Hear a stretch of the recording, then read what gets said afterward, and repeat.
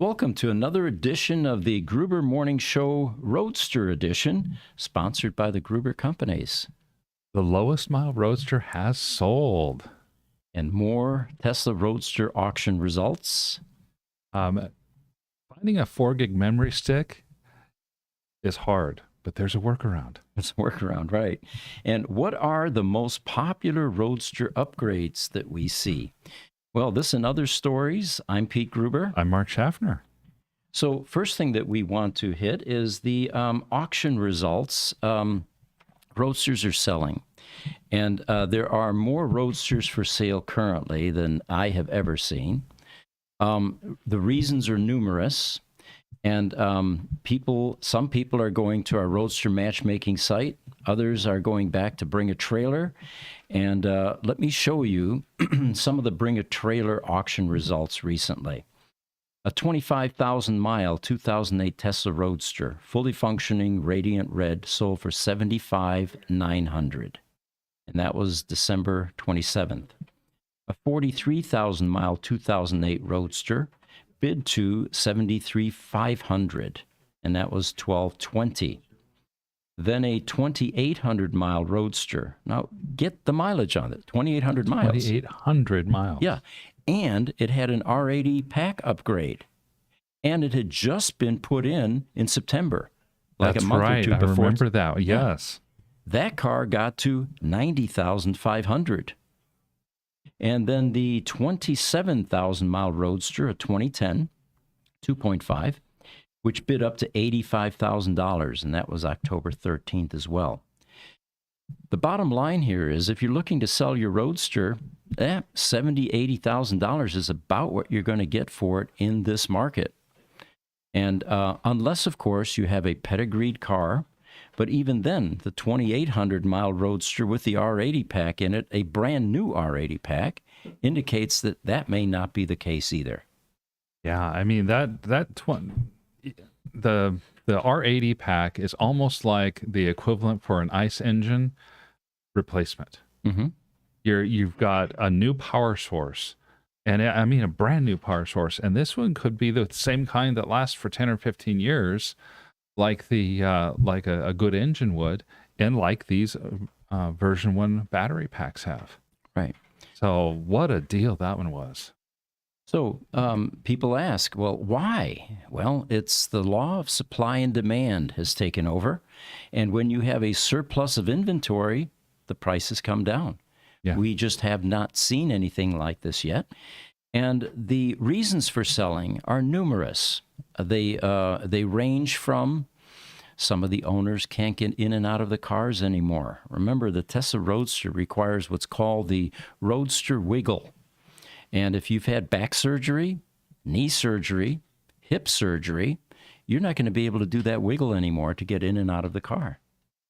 Right. When we've talked about this before, a lot of the people who would have bought Tesla Roadsters now, working on 16 years ago now, are people that were probably wealthy enough that they could put aside $120,000 to $150,000, and if they totally lost it, it wasn't a big deal. So that means you had to have a fairly high level of wealth.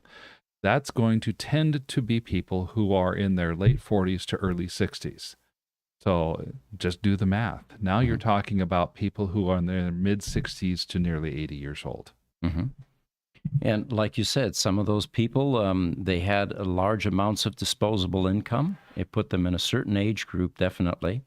And there's nothing wrong with the cars, by the way. The cars are the same as they've always been. They're still going to be collectible. They are still valuable. They're still iconic. It's just that we have way too many for sale right now. And the advice that I typically give people that say, I'm thinking about selling my Roadster, my first comment is don't. Timing's bad. It'll recover. Have a little faith. Be patient. Put it in storage. Do something other than dump it right now. Yeah, at some point, the law of supply and demand will continue doing its thing. Demand will pick up. Supply is static. It's not going to be going up over the years because there are only a certain number of these cars, and the supply will continue to dwindle as cars crash and become otherwise disabled. Mm-hmm. But in the meantime, it is a buyer's market. For those of you that look at our Roadster matchmaking site on our website, remember those prices are asking prices. They are negotiable often, and if you see something that you really like, our job is to do the dating service. As we've been affectionately called, we are the Tinder of the Roadster world, and we will unite buyer with seller, and then we back away, and you guys work out your best deal. So don't let the price stop you, is I guess what I'm saying. Looks like we've got a few people chiming in. Highlander continued from the first podcast. He says, was busy on the convertible conversion. Sorry, my apologies. Kindness is always free. Thank you, Highlander. Thank you, Highlander. On LinkedIn, Nazir Gohari, Master of Science in Engineering. Good morning, gents. Good morning, and thank you. That was Thank from you for LinkedIn. joining. Yeah. All right, another news item on the Tesla Roadsters. By the way, before we get to that, you notice that wonderful sunset behind me with what looks like a Tesla Roadster. It's AI generated, of course. The reason I decided to go with a sunset picture is we've had a lot of them here in Arizona within the last month. I've posted 2 of them on Facebook. And again, yesterday morning, everybody was probably sleeping off a hangover. I was up very early in the morning, was in the shop at 6:30. It was dark when I got here, and within an hour or so, I saw through the windows this wonderful glow of orange light and went outside, and sure enough, it was another one of those magnificent Arizona sunrises. So that's what actually stimulated this picture behind me. I asked AI, give us a blue 2008 Tesla Roadster with a wonderful Arizona sunset behind it. And it did not disappoint. I will argue that the Arizona sunrises and sunsets are some of the best in the world. And it looks like we even get some red powder-coated brake calipers on this car. Do you notice that? I did. Yeah. I did. By the way, those are available on our e-store, and we're highly recommending stay away from the painted versions. You get some carb cleaner on that or some brake cleaner, and it may take the paint off. Powder coating will not allow that to happen. Far more durable. Mm-hmm. So one of our German Roadster contacts, Marco Nolte, who now goes by Marco No, by the way, shortened the last name quite a bit, it looks like. He posted on a Facebook site, and he's working on something that we had been working on. Do we have the ability to bring up images, guys? Okay. If we can bring up image number 1 to begin with, what Marco was originally working on within the last few months was a replacement battery pack for the Tesla Roadster. Mm-hmm. If you remember, he was taking Taycan battery modules, figuring out a way to make the firmware in the Roadster happy, created a new case for the Tesla Roadster, and he's been making progress on actually using Porsche batteries in the Tesla Roadster. Well, he's got something else he's working on now, as this post indicates. He says, as a holiday treat, I'd like to share some findings from a study that he's been conducting. It's well known that the power electronics can face challenges due to aging insulation material between the IGBTs and the heat sinks. And what he's talking about there is something that we discovered in 2014. There is an insulating material and heat transfer material that goes between the power boards or the phase boards and the IGBT transistors. Each one of these little silver things is a transistor basically connected in parallel for additional power capability. And this then mates up to a heatsink. Now, this is a little bit smaller than the one that's in the Tesla Roadster. But as you can see, its function in life is to have a lot of fins like a radiator, a thick chunk of aluminum that then sits up against the transistors and transfers all that heat to the heatsink, which then has a fan or forced air running across the fins to keep your transistors cool. However, there's 400 volts DC on the metal portions of this transistor. So if you were to put this board onto that aluminum heatsink, you would have fireworks immediately. So to prevent that, they take these strips of insulating material and lay that to separate the IGBT transistors from the aluminum heatsink. Now, what we found in 2014 is that the original insulating material that was used by Chroma in Taiwan, who built the power electronic, the PEMs as they call them, or the power electronic modules, that insulating material that they used is beginning to dry up, it's beginning to crumble, and it's beginning to deteriorate. And there were Tesla Roadster PEMs that actually blew up as a result of that insulating material shorting the transistors to the heat sinks. What we then developed was a procedure for replacing these, and we called it it was an engineering change order to upgrade the insulating material. We did a lot of research and found that this particular vendor, brand, and style has the best heat transfer capabilities. And it turns out that Marco is taking it to the next step. He's investigating this material and potentially hoping to find an even better material that does a better job of heat transfer for those transistors. So let me continue reading what he's been working on. He says, we put 2 insulation materials to the test and included a diagram to showcase the results. Material A, which is the Bergquist GPHC 5.0 that's used on phase A and C with varying torque settings. And by the way, what he's talking about there is these power boards have the ability to torque the transistors to the insulating material, and there's a very specific torque that is required to get maximum heat transfer.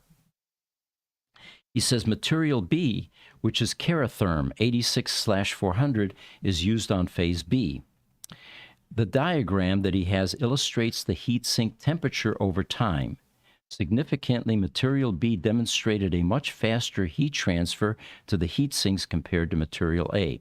Now, that's why I popped that picture up. If we can pop that back up, we've been working on the same thing, and you can see there is a dial caliper there, which is actually measuring the amount of torque that power board is being subjected to against the heatsink material. And picture number 2, by the way, is a write-up that shows what our results are so far. The quest for us is identical to Marco's. What we want to do is find an even better insulating material or better torque settings, because it's no secret that Tesla Roadsters, especially in hot climates like ours in Phoenix, Arizona, have a very difficult time staying cool enough to where you don't go into limp mode or into power limiting mode, because that is the firmware's answer to the transistors getting too hot. And the way that it senses that is in every heat sink, there is a thermistor that is buried inside the aluminum, which then is monitored by the firmware. Looks like we've got a bunch of questions here and some comments. LinkedIn, Nazir Guhari. We already said that. Good morning. Yeah. Instagram, SGR89011. If Gruber Motors didn't do such a great job in resurrecting Roadsters, the prices would be higher. Good point. Thank you. Well, that's quite a compliment, but that's definitely true as well. Khaled Muhammad on Facebook sends us several roses and a smiley face. Thank you very much, and glad to have you on the podcast today.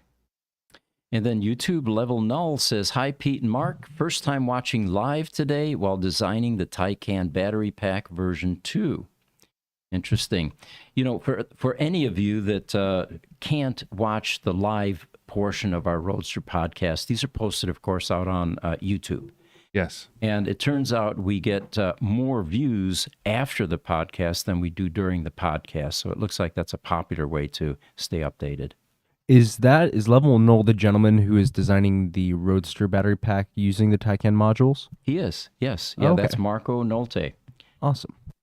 So then he continues. He says, this is just the first phase of the research. And by the way, Marco is a eminent scientist in the Roadster world. He's very knowledgeable.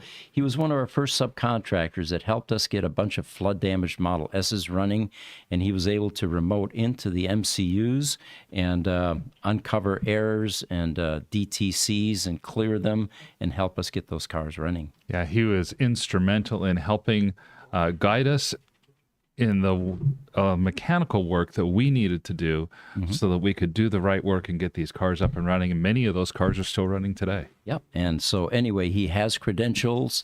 he is definitely someone to be listened to. So he says this was just the first phase of the research with more materials to be examined. The goal is to enhance the durability and performance of the Roadsters. He says, if anyone has experimented with different insulating materials, I'd be very interested in a canned log of your findings. Such collaboration efforts can greatly benefit the community. Now, what he said there actually mirrors what a lot of the Roadster owners that are technical are committed to, and that is to help the Roadster community.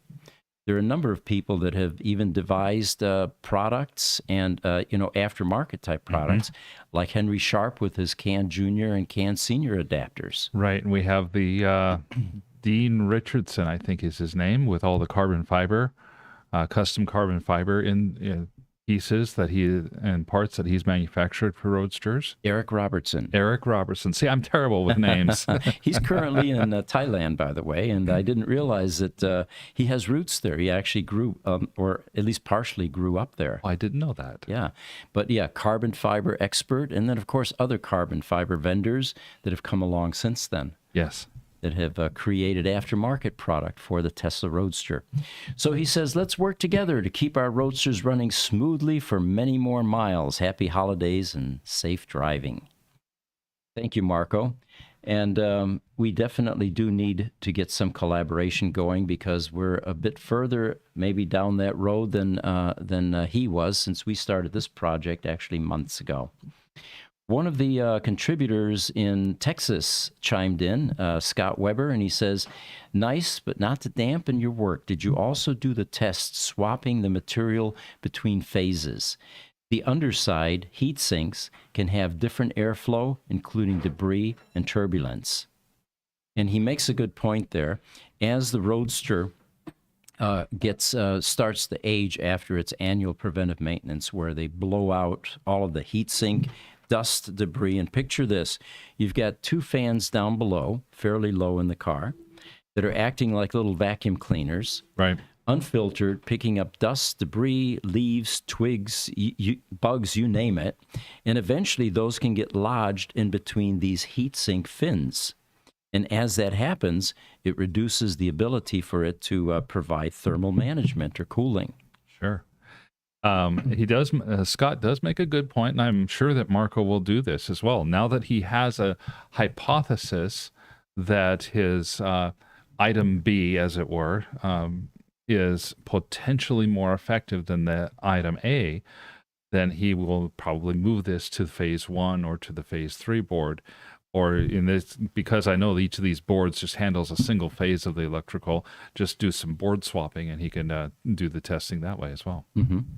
You know, one of the things that we found in our work that we did on the Roadsters was we received a signature Roadster a couple summers ago, and written inside the PEM on the aluminum fan shield, or the fan mount, was with a Sharpie. This PEM has been modified for heat-sensitive issues. And we were really curious. It's one of the things that you don't do in production. You don't, modify the product, because then you're the people that work on it afterwards are never sure, what's different. Right. And swapping parts back into it may cause a problem. But they were kind enough to at least give us a warning. So the next thing we did was reverse engineered. And what we found was that there were some components replaced on the DMC board that actually changed the sensitivity to heat-related problems. We had also heard a story about a Roadster in the early days that was in Dubai, or Abu Dhabi, I think it was. And the owner there was annoyed by the fact that he couldn't, trounce the Mercedes and all the other exotic cars that are in that area of the world, because when it got really hot, he was being power limited, and it didn't have its maximum horsepower. So Tesla flew a couple of engineers, one from Germany, one from the U.S., there to solve this problem. And they did. They made some modifications and improved the design somewhat. So what we're saying then is that the PEM is, for safety reasons, power limiting at a temperature that might be lower than what it could actually run at. That's what we're saying. Yes. Yep. Okay. All right. Instagram. On Instagram, SGR89011 asks, did you read the article about a Tesla robot attacking a worker? I cannot believe some of the headlines about Tesla.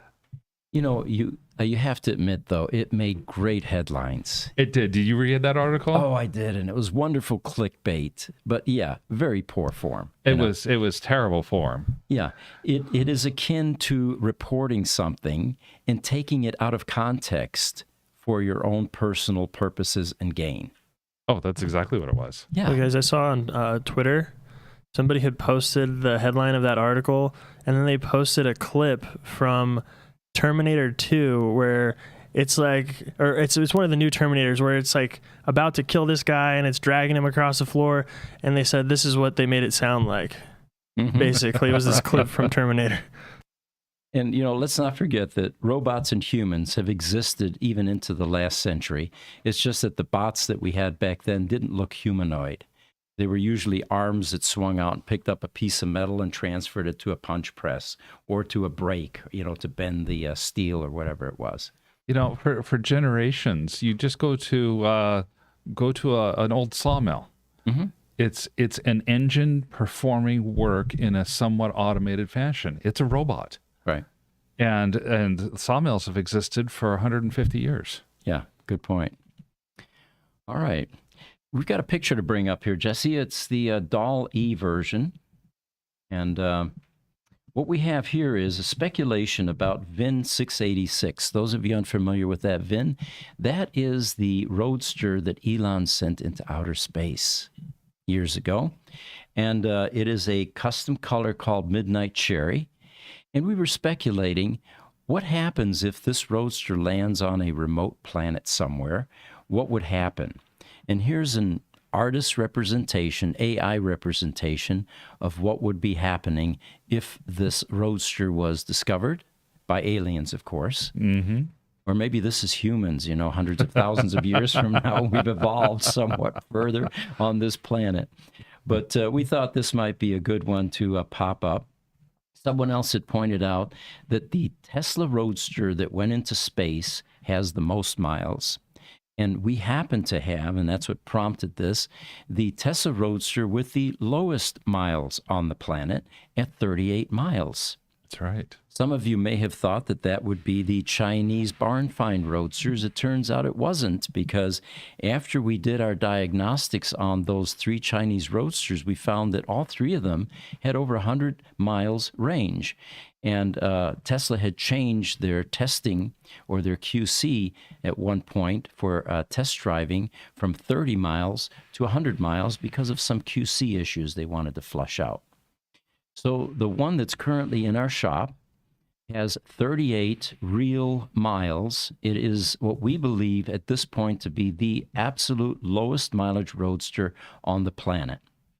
And so anyway, what this person pointed out, that VIN 686 is the highest mileage Roadster.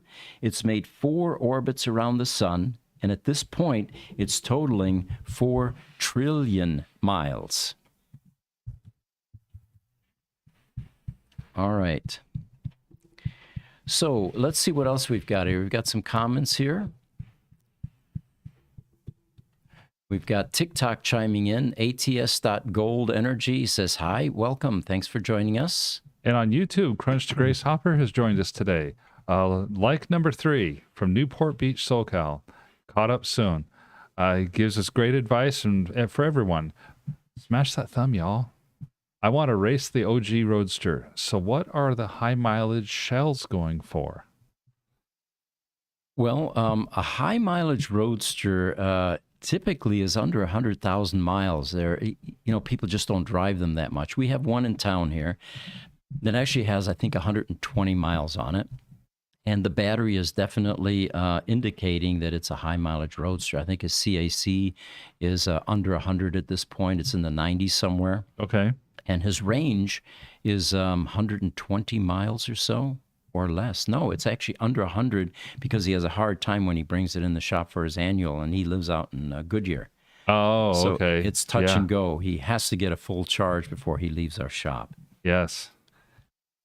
All right. So one of the things that we discovered or that we reported on is when your Roadster has a problem, and it's nothing obvious, TPMS sensor, for example, reporting is failing, and a log file is a great way to give an expanded look what's going on under the hood. And in order to get a log file from your Roadster, you have to have a memory stick. And this memory stick is, because of the Roadster's age, limited to 4 gigs. That's right. And people are having a hard time finding 4 gig memory sticks. By the way, I went on Amazon last week and I hunted, and I did find a package of 10 and bought them. So if you're in trouble and you don't have a 4 gig, you can always call us and we'll send you one for free. In the meantime, though, now our IT department, run by Mark actually, discovered a workaround. Yeah, we because these 4 gig sticks are getting harder and harder to find. I ran an experiment a few months ago and said, okay, well, let's take an 8 gig stick and see if we can turn it into a 4 gig stick. We have full instructions on a recent Roadster newsletter. The short answer is yes. And the short description is you take the partitioning software that's part of Windows, delete the partition on that drive, and then simply recreate a partition that's 4 gigabytes or less. Mm-hmm. And then you put it in what's called the FAT32. It's a 30 format, and that means file allocation table 32-bit. It's one of the formats that Windows allows, and you have yourself a 4 gig stick, even if you actually bought an 8 or a 16 or a 32. You just happen to have unformatted space on that stick as well, but the Roadster sees it as a 4 gig stick. It's happy and life goes on. Mm-hmm. And what you do then is you put a folder out there on that memory stick, and they're very explicit instructions, and it's case sensitive, by the way, which sometimes people miss as well. For a full set of instructions how to generate a log file on our website under newsletters, the How to Pull a Log File newsletter has been updated with Mark's workaround to convert any larger gig memory stick to 4 gig. And there it gives you very specific instructions. It takes about 5 minutes or so to download a log file. And all you need to do then is email that to us. It will be a .tar extension file. And once we get that, we will do a full analysis on what's going on with your Roadster. By the way, this is another absolutely free service that we offer. There's no charge for engineering time, for deciphering, and for the response. Very valuable, though, because it gives us, or sometimes the service centers, a glimpse into what is going on and, a prognosis. Yeah, it gives us really, really valuable data. This is the next extension of your car being a computer. The log file contains 1 second drive information, 1 minute drive information, every 10-minute drive information. So it actually maps out when you're accelerating your Roadster, what that acceleration looks like. As well as, of course, any errors that it encounters. It keeps logs of those errors and things like that. And so that, combined with the knowledge base that we have, allows us to understand what's going on with the Roadster, what kind of things might be needed to fix that Roadster, and we can do it all without actually having the Roadster in the house. Mm-hmm. So again, free service. All you need to do is email us the log file. We reviewed our service history from time to time. And what I'd like to share with you is the most common errors or problems that we find with Roadsters once they come in for a variety of reasons. The battery got bricked. The PEM stopped functioning. The insulating material shorted and you've got a blown PEM. You've got problems elsewhere in the electronics on the car.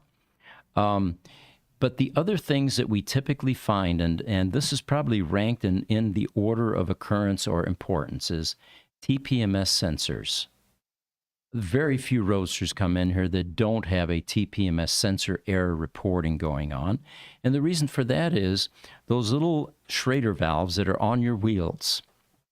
Behind it, inside the wheel, is a little piece of electronics that senses tire pressure.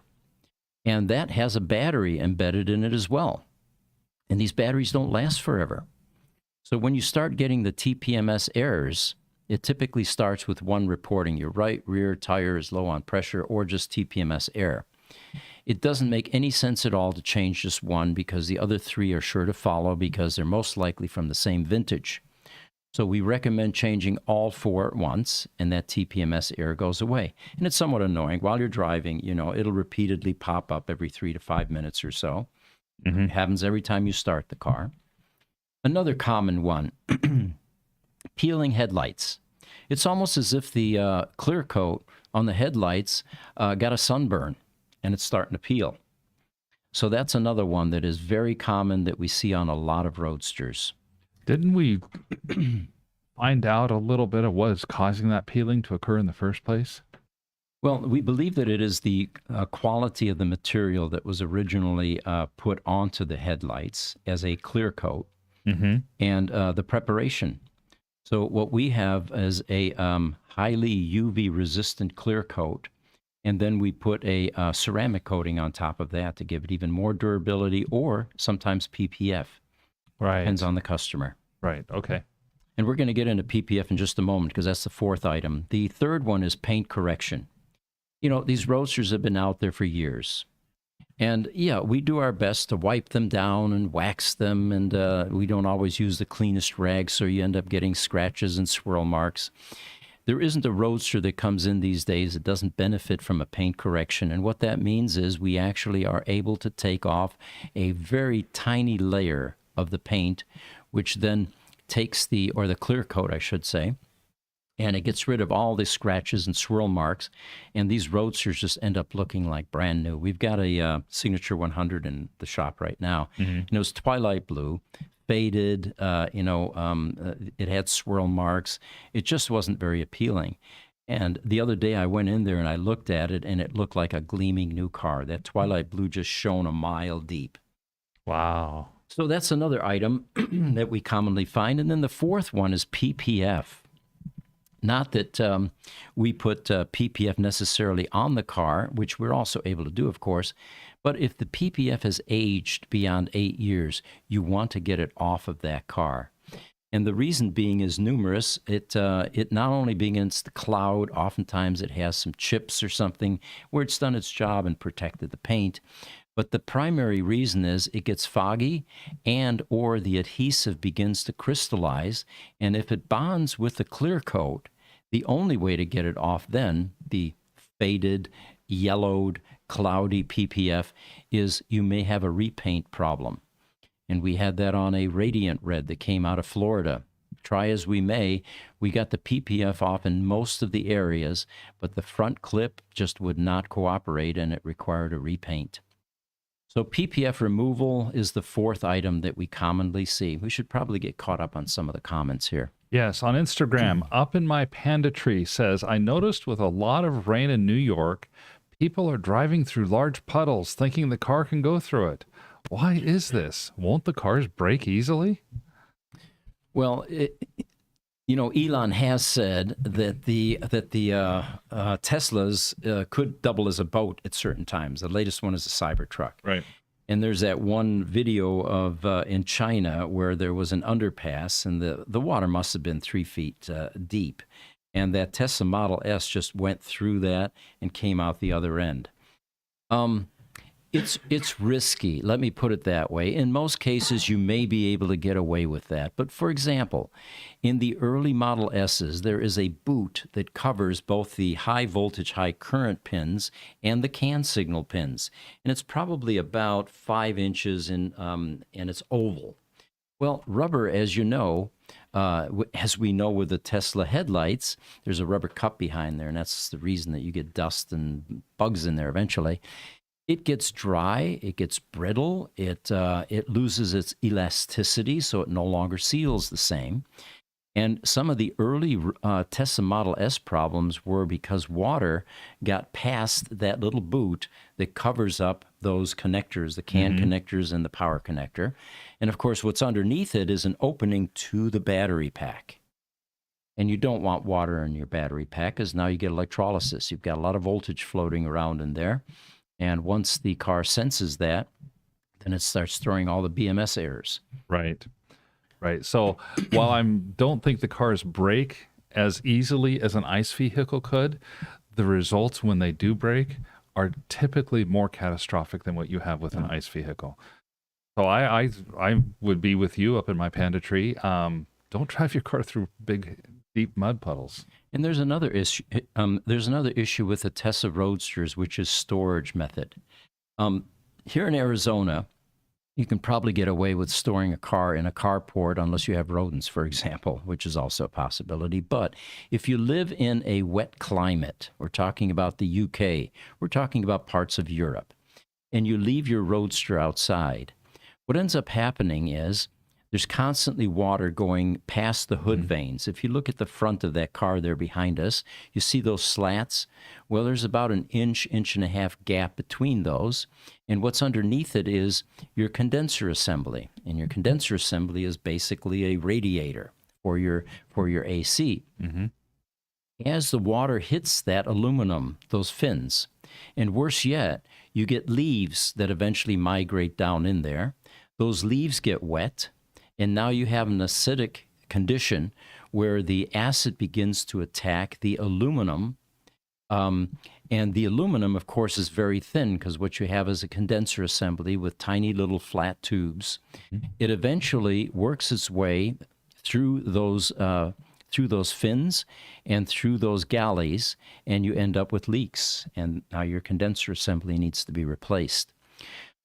Some preventive things you can do, obviously, is leave it inside. Don't leave it out in the rain. The second one is get the leaves out of there every once in a while and, clear that portion of your front hood. That will help as well. Well, I realize no car is waterproof. All cars have some level of water resistance. The Roadster just tends to have a little bit less water resistance and weather resistance than most other cars because of things like those open hood vanes. Mm-hmm. And then, of course, going through a 3-foot puddle like that customer in China did with their Model S, I would never recommend that with a Roadster because you have a number of things that are going to be affected. You've got fans, 2 of them, sitting very low in the back of the car. And as you're going through the water, it's going to suck up the water. It's going to be exposed to all of that mud or whatever else is in the water. And, it's going to be blowing water right onto the PEM, basically. Right, yeah. Oh, that would be spectacular when that blows up. It would cool it better, though, if you think about it. Probably Maybe there's would. a design improvement there, right? We're using water cooling now. All right. Yes. On TikTok, USIF asks, I wonder how many sensors are used in the inverter. Current, volt, and temperature. And is there a difference between the number of sensors used on a Roadster and the number of sensors for Model S? Is there a diagnosis algorithm for sensor or component faults embedded inside the vehicle? There are some similarities between the Tesla Roadster and the later version Teslas, but I can safely say that there was a major redesign done in the later Tesla vehicles. And not all of the design on the Roadster was performed by Tesla, by the way, like Chroma, for example, in Taiwan, that was responsible for the power electronics module. There is a difference between the number of sensors, the types of sensors, what it's sensing. A lot of that is not common. However, then there are other areas. In our service center in the electronics lab, we have typically a number of power electronic modules out of the Tesla Roadster. And off to the side, we have a Tesla Model S inverter. It looks substantially different. It's round, whereas the PEM in the Roadster is a rectangular, flat type arrangement. And despite being much larger and heavier than the Model S version, the Tesla Roadster power electronic module or inverter puts out a lot less power than the Tesla Model S. So there are some substantial differences. The firmware, on the other hand, it's going to be looking for similar things. Reporting on current, temperature, timing functions. So looks like RC Robinson Sand from YouTube. He says, hey guys, There is a picture on Reddit of a Roadster in San Francisco that has weeds growing up through the wheels. Wow. Well, Jesse, I just put that image into our images library. If you can pull up a Roadster weeds, we can see a picture of that Roadster. There we go. oh, yeah, you're not kidding. Holy cow. And that's that Twilight blue. Twilight blue Tesla Roadster. There's the 7 spokes. Weeds growing through the wheel. That's crazy. If I had to guesstimate what's going on here, I would say this might be a brick Roadster, and it hasn't quite yet made it to our shop. I would venture a guess that you're right there, that they just might not know about what we could do to help them get their Roadster back on the road. What their options are, yes. And it looks like the seats, it's got that light gray saddle type seat, which is not common, by the way, but it's a good combination. Yeah, makes for a beautiful car. But the headlights are pretty badly fogged. It looks like the paint could use some work. Pretty cool. Thank you for bringing that to our attention, R.C. Robinson. On Instagram, the Cybertruck puts positive air pressure into the battery pack before entering a flooded area or stream when off-roading. Mm-hmm. Yeah, there's been talk about that, which would definitely help and prevent some of that water ingress. I think it's a great idea. By the way, I wanted to see if Jesse could pull up another picture. This was just a little fun. You have the picture of what a Roadster would look like after it landed on Mars. And I had my own take on what that picture is. Jesse, if you could look up the picture, I think it's called Ash Pile. And that's kind of what I think it would look like once it landed on Mars as it went through the atmosphere and stuff. Oh, wow. And we even have some exhaust tubes there. Well, of course. It looks like, yeah. Yeah, this is still not letting me pull up images. Can you tell me, where did you find it? I'll just go grab it real quick. Oh, goodness. I just went out onto the internet and... Oh, you just found it out there? Okay. I just found it's kind of a random picture. I could show all of our images, but it's not allowing me to actually open it, so I can show this. So you can see it there, but it's just kind of small. Let me see if I can zoom it in here. There you go. Yeah, if you can... I'm sorry to hear that that's not working. That's kind of our... I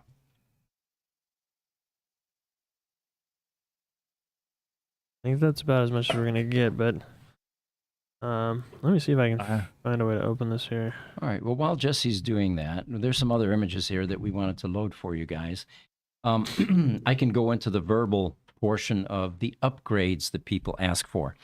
And on our website, by the way, there is a section called pricing, which is available to people that have emailed us and asked for a link to that section. Mm-hmm. So if you're interested, just send your request to ev@gruber.com. And there is a section that has probably 20 or 25 different upgrades that people want done to their Roadsters while they are here for various types of service. And a lot of these make sense. What people do is they pick from them based on their budget. They pick from them based on their preference. And some of those are a 12-volt battery relocation for the 2.X Roadsters. Mm-hmm. And the reason that's popular is, for those of you that have the 2.0 Roadsters, every 3 years, you've got to change that little motorcycle battery underneath the passenger front fender, underneath the headlight, behind some of the fender skirts. And for those that don't have a lot of tools and are faint of heart, this is not an easy replacement. Some guys end up tempting it, but if you take it to a Tesla service center, you're looking at $500 to $700 to replace that battery. By doing a battery relocation into the trunk, what then happens is there's a little meter on there that tells you when it's starting to go out. And when it does, you pop open a little latch, you get a $40 battery from us, you slide that back in, 2 fast-on tabs, and you're back in business for about $40. So the way we sell this is you spend $500 to $600 just one more time, and from then on, it's $40. Right. So that's kind of a no-brainer. A lot of people like that option. Then we have the LED replacement for the headlights. Now, Tesla came out originally with incandescent bulbs, and they had an HID upgrade, which was brighter, but it required a power supply, and the bulbs are expensive. And then the technology eventually moved to high-intensity LEDs, which is where the future is now. Right. What we do is replace all of the old technology in your headlights with LEDs. And if you want to go a step further, change the LEDs inside your cabin as well and your trunk. You're drawing less current.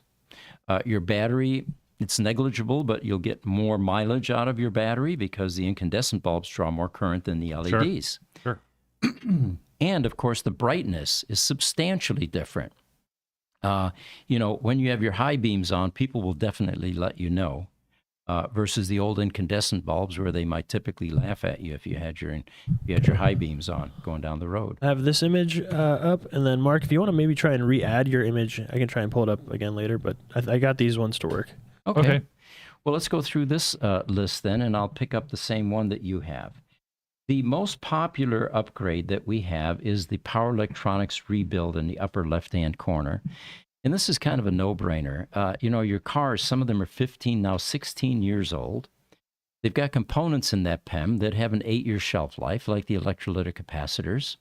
And when you have a PEM problem, it typically doesn't go quietly in the night. There's some fireworks involved, and you end up with parts that are no longer in production that may be damaged. In most cases, we can repair the circuit boards. But when you get into the multi-layer boards, where there's a lot of real estate sandwiched between the top and bottom portion, it gets very dicey. It also gets very expensive because it takes a lot of time to attempt to repair those. So getting that power electronics module rebuilt is the ICE equivalent of getting a performance exotic car engine rebuild, where they change the rings, the pistons, regrind the valves. It basically puts new life into your car. And we recommend that if you're going to go through the 3.0 battery upgrade, which is going to give you another 15 to 20 years life on the car, you might as well do the PEM at the same time. Right. And synchronize the two for lifespan. Absolutely. The one to the right of that is that's the battery relocation that we talked about. And you can see that little utility a case in the trunk of the car now. To the right of that are the coolant pumps. The one at the top is the most problematic. What you're looking at there is a 12-volt DC brush motor. And those of you familiar with motors, it's the most wear item type motor made because you have two brushes that are the equivalent of pencil erasers. And they're constantly in contact with a commutator, which is a round ring of little copper pads, and it's continuously rubbing off those brushes.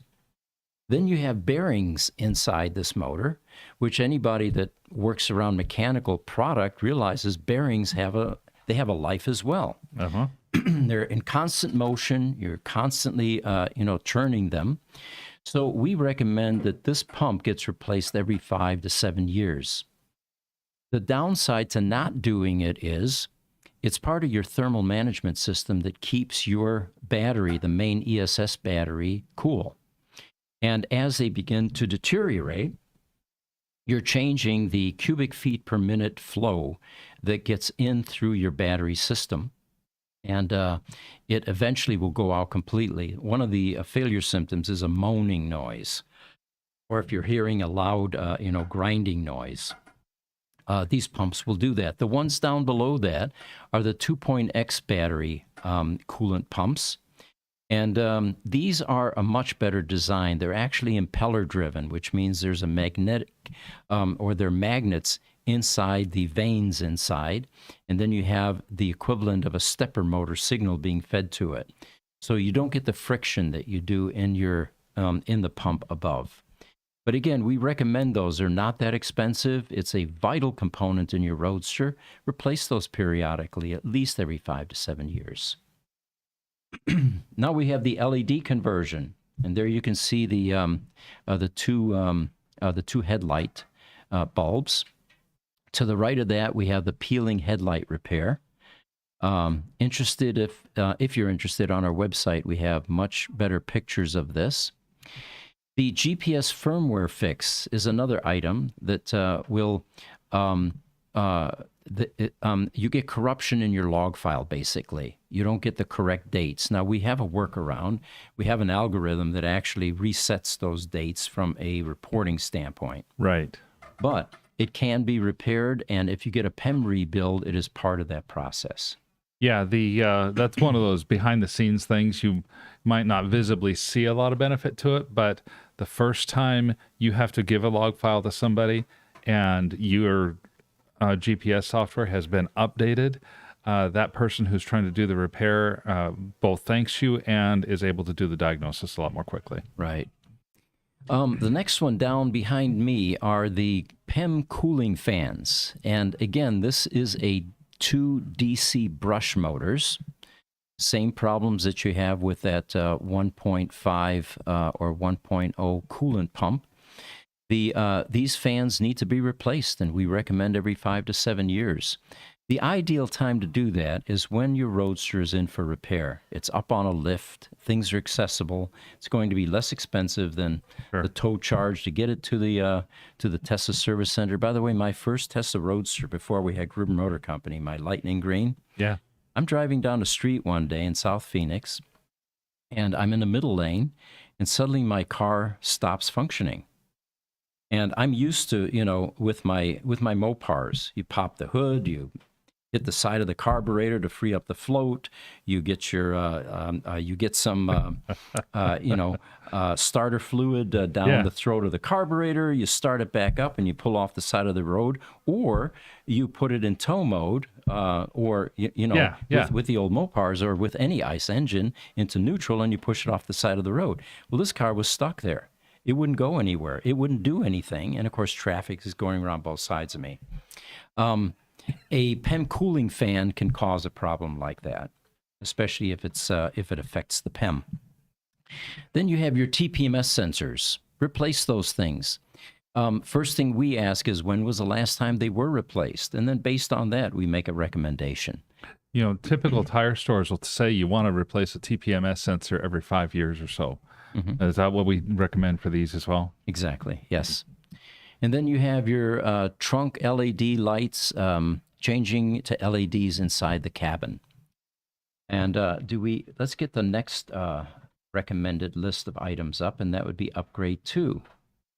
And while that picture is coming up here, let's grab just a couple of questions real quick. Luis on TikTok, give us a thumbs up. Thank you. HD Steve on TikTok says, on deceleration, how do the brake lights compensate between the electric motor and the driver hitting the brake? Good question. Have you ever driven behind a Tesla Roadster and watched when they let off the accelerator? Not. Well, the brake lights come on. Sure. They come on with all the later Model S's as well. I've seen it with my wife's Volvo. I'll be driving behind her, and as soon as she hits to slow down, her brake lights come on. Right, and that's a great safety feature when you think about it, because you don't want anybody slamming into your, the back of your car, not paying attention. Although that happens a lot these days. You know how many people don't pay attention on the road anymore? Oh, it's terrible. And then Highlander says, I think it's safe to say that the Gruber gang know my electrical skills, but I'm very weak in software. What do you recommend, especially for young girls, his nieces? What I would recommend on software, do what's necessary to just help them get computer literate and comfortable with the computer. If they're still young girls, make sure that they're on the computer, learning how to use it, learning the basics of Word and Excel and some of these other programs that are out there.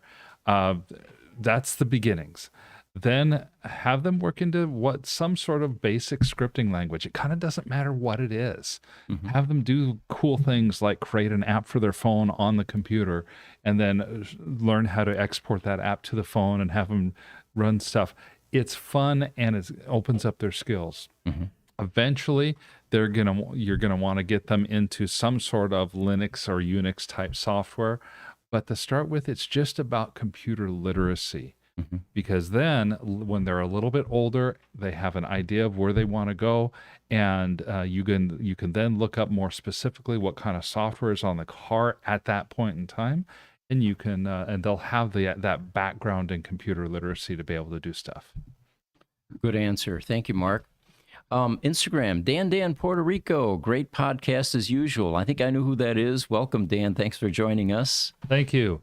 On Instagram, Khaled2539 sends us 3 roses. Thank you very much.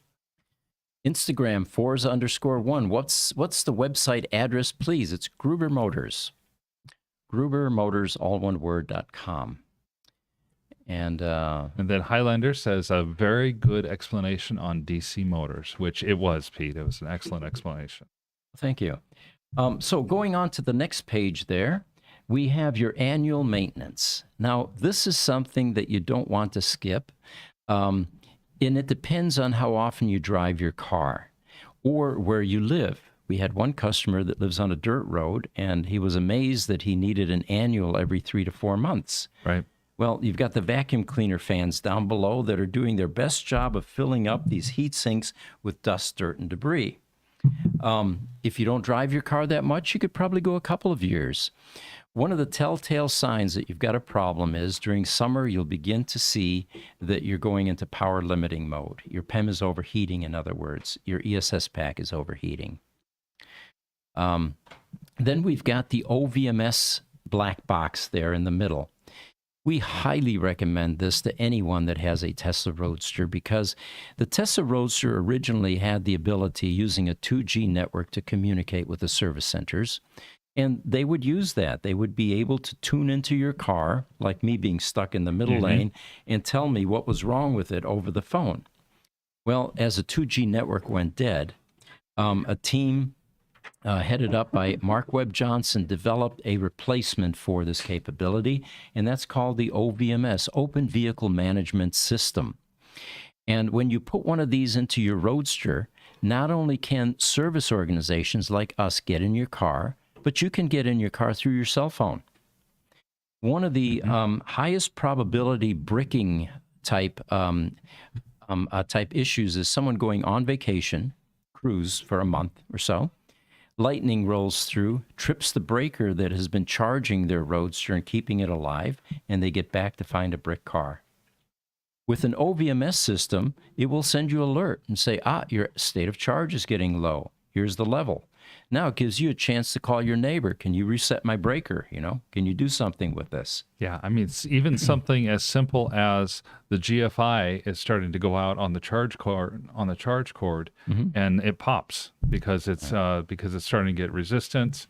The amperage, the current going through it goes too high, and you happen to be gone for the weekend. You drove your Roadster on Friday, you brought it back, you put it in the garage Friday night, it's at 30%, and you're not going to be back till next Wednesday. Guess what? It might lose most of that 30% between Friday and the following Wednesday. So it tells you a lot of information about what's going on with your car. To the right of that is a neoprene hose. This is about 18 to 20 inches or so. It is rubber.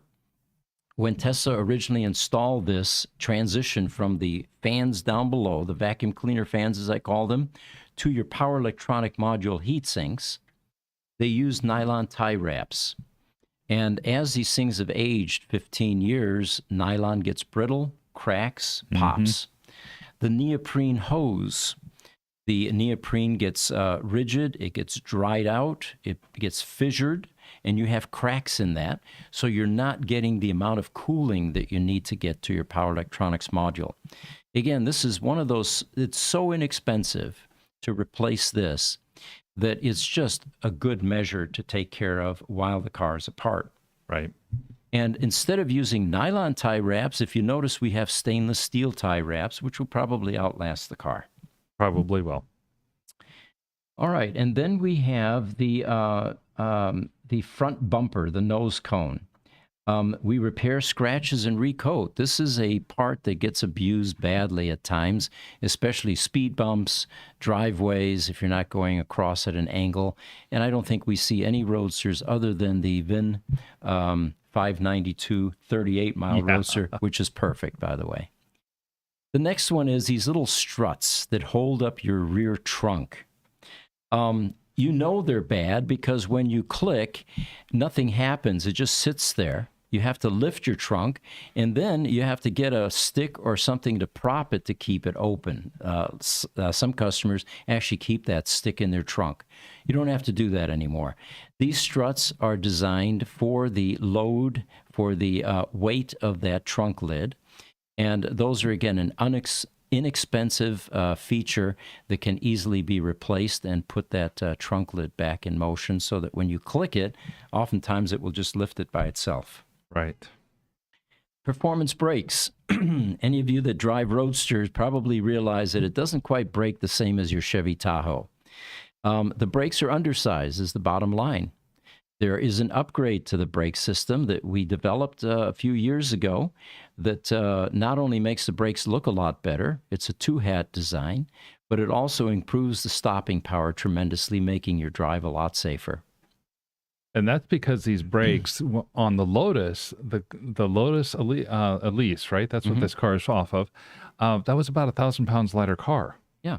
And yet these are still the original Lotus brakes. They were never engineered to handle the heavier weight of the Roadster. Exactly. They do their best, but you can improve it and improve your margin for error. Yes. Quick question. Nolver53 says, where in orbit is Musk's Roadster? All I know is it's 4 trillion miles from here currently, and it does orbit around the sun. Yeah, I believe that there's a site that you can go to. I don't know right offhand, but I've heard of it before, where you can actually track the orbit of the Roadster. That's true. That's true. I forgot about that. Yeah. So Nolver53 continues and says, I've missed a lot of the podcasts because of overtime at work. Very tired waking up in the morning. You all have a blessed and very successful new year. Thank you. We hope for the best for you as well. Yeah. Crunch is chiming in from YouTube. He says, have modern Teslas been engineered to avoid those debris collectors and ordinary wearing issues from the Roadsters? Yes, yes, yes. The Tesla Roadster is a prototype vehicle. It was a proof of concept vehicle. I know that it was released to the public, and the serviceability in some ways is questionable. And that's why companies like us exist. But there have been major improvements in the Teslas, and of course the market response to Teslas as being one of the premier cars on the planet today is a testament to those improvements.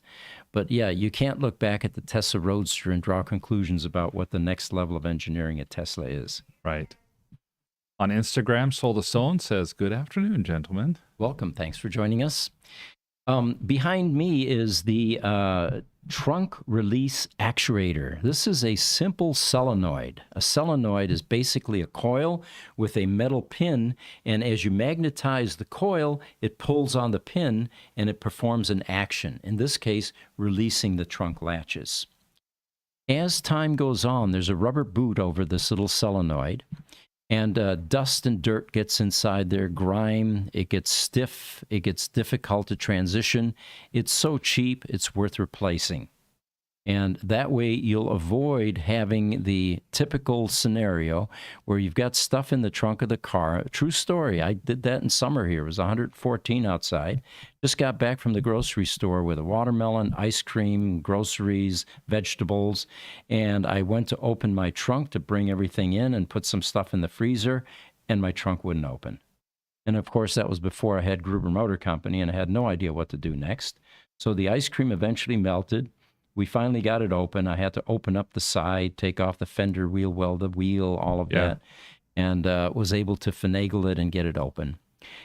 That's what you're going to avoid by replacing the solenoid.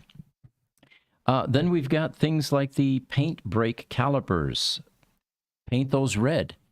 They are, powder coating is the only way to do this. We used to use the same things that most body shops do, which is paint the calipers. Right. And as soon as you hit that with some brake cleaner, the paint's going to run off. Powder coating is durable. It will outlast your car. And then we've got the 120-volt charge cable AC plug. This is called a GFI plug, stands for ground fault interrupter. And it's a safety item. If you have a grounding issue, which could make the car live instead of tripping a breaker, this little connector will actually turn off. Well, there's a little circuit board in this connector, and that circuit board, after 5 to 8 years, is shot. And what we find is that some Roadsters that have been bricked are the result of this connector going bad. It's so inexpensive to replace. We recommend customers that ship their cars to us, put that yellow charge cable in the car in the trunk, and we'll replace your connector for you, giving you a new lease on life for charging. Well, it We looks can like probably save the last part. We're not done yet. We've got more upgrades. we even have more. Yeah. I think we could probably save that for next week, though. We're just about out of time here. That's what I'm thinking, yes. And I think we've got another comment there, and let's see if there's anything else here. The last comment I think we have is from Soul to Stone. He says, "Good afternoon, gentlemen." And so good afternoon to you, and thank you for joining us. And if we are we able to bring up pictures, Jesse? It's not working again. Okay. We're going to fix that before the next time. I was going to show you one of our mechanics took a picture of a sunset in our shop, and it's just spectacular. Oh, with that the one's Roadster in that front one we of it. want to see. Yeah. All right. So it looks like we are running out of time here. I do Okay, have wait a minute. another update for you, though. That one a couple worked. of them, actually. That one did Um, work, Pete. My my headset is dead right now, so. I Oh, can your just- headset's dead. I said Yeah. that image it worked. I got it. Oh, you got it to work. Oh, there you go. Okay. Mike Manning, suspension expert, excellent mechanic, seasoned, is also a photographer. And what he comes up with just is mind-blowing at times. This was one morning at the shop. Now, granted, he's pushed the saturation on the portion that is sunrise, but I thought it was a highly professional picture based on the setting. Not supposed to give away the editing, Pete. Oh, okay. Prompt You know, engineering. it still looks very much like a real picture, though, and that's not too far off of what we actually see in the mornings Yeah. and Yeah. in the evenings as well for sunsets. Right. We have a new Roadster owner that chimed into the Tesla Roadster Owners group. By the way, let me give a shout out to the people that participate on that Facebook site. This is a Facebook site that is dedicated to Roadster owners. Occasionally, we'll let someone in that used to have one or Tesla employees. But what you're going to find out there, no tire kickers, these are Tesla Roadster owners that oftentimes have a story to tell or updates. This particular owner just bought a Tesla Roadster, and it's VIN number 220, if you can pop up that picture, Jesse. It is a beautiful Arctic white. And what is so amazing about this car is the mileage. I'm restarting the laptop trying to get the images. Okay, we're going to restart. It has something just under 600 miles. And a lot of questions were asked and some inputs. Thomas West, for example, said, "Congratulations and welcome. This is a beautiful spec, similar to his VP24. You might be surprised to learn that 2 Arctic White Roadsters before yours in sequence, VIN 200 and 210. And this is VIN number 240, I believe." Then I congratulated him.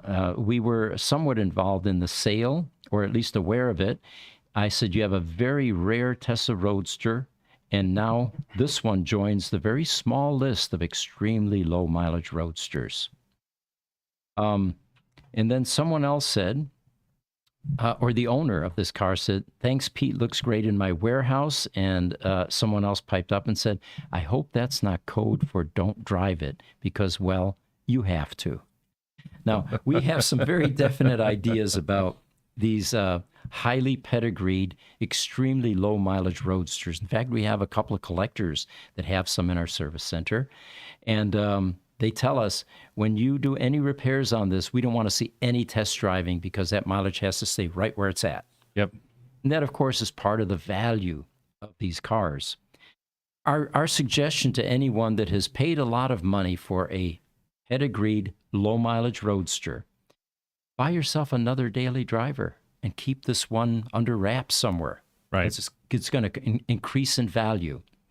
If, however, you can't afford that second Tesla Roadster, well, put one of these low mileage ones on the road and, count your blessings that you didn't pay too much for it.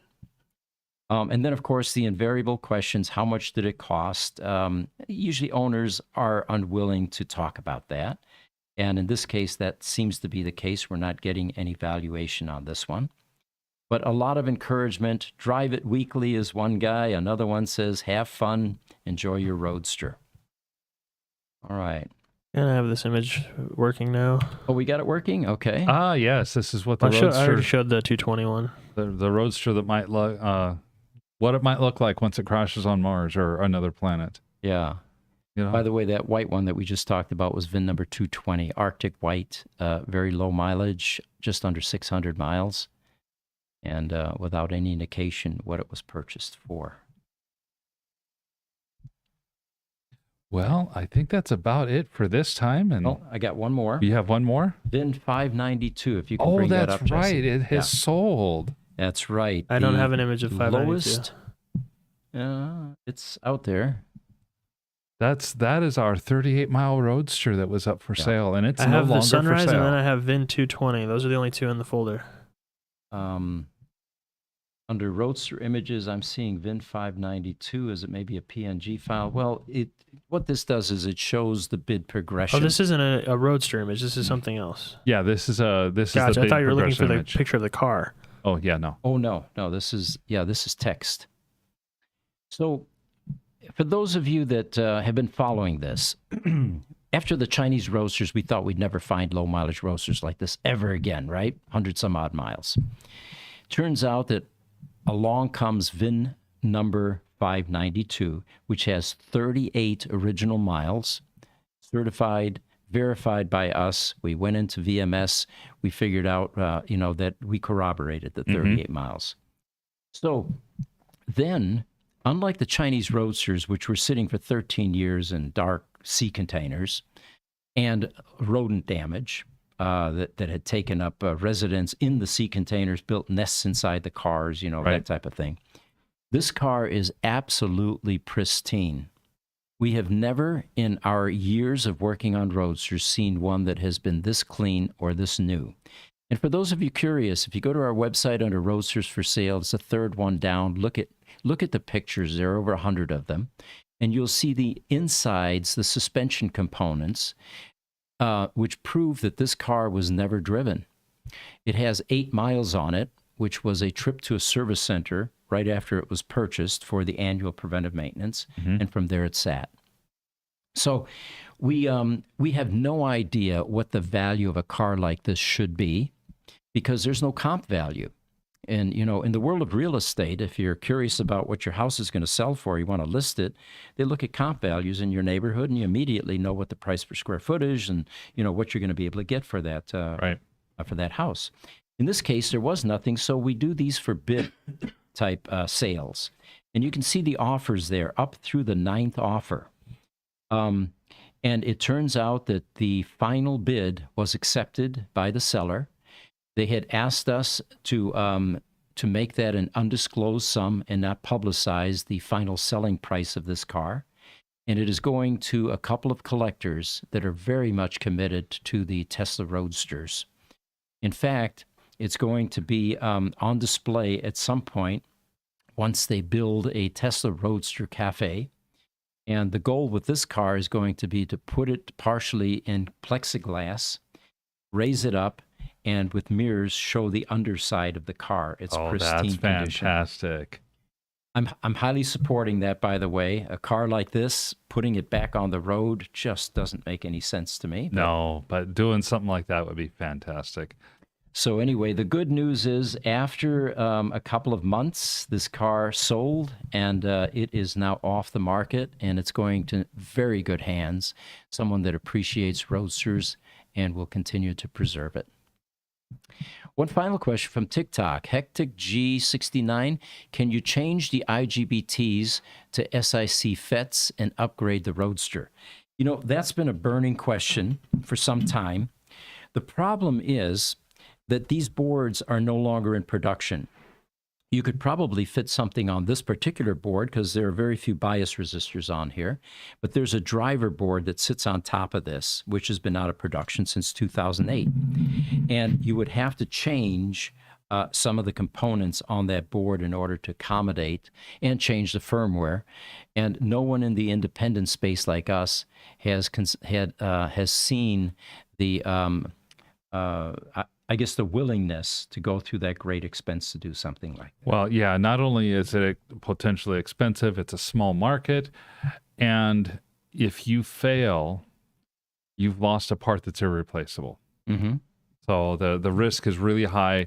The return and the reward is actually pretty low, but it is a wonderful idea. And what we don't know yet is how the mechanical components, such as the drive motor and the gearbox, are going to respond to a substantial increase in power. Yes, exactly. Half shafts and all of that. Well, as always, we really appreciate everyone joining us. There's a TikTok final question just came in from Jerry Diaz. What do we think of BYD? Probably the biggest competitor to Tesla in the world, I think. Mm-hmm. I have a huge amount of respect for them, even though BYD is as yet not in the U.S. I think they're trying to work on manufacturing in Mexico so that they can start bringing their cars into the U.S. that way. And those of you interested in these types of questions or these types of companies, we are starting a new video series now, and there are two different types.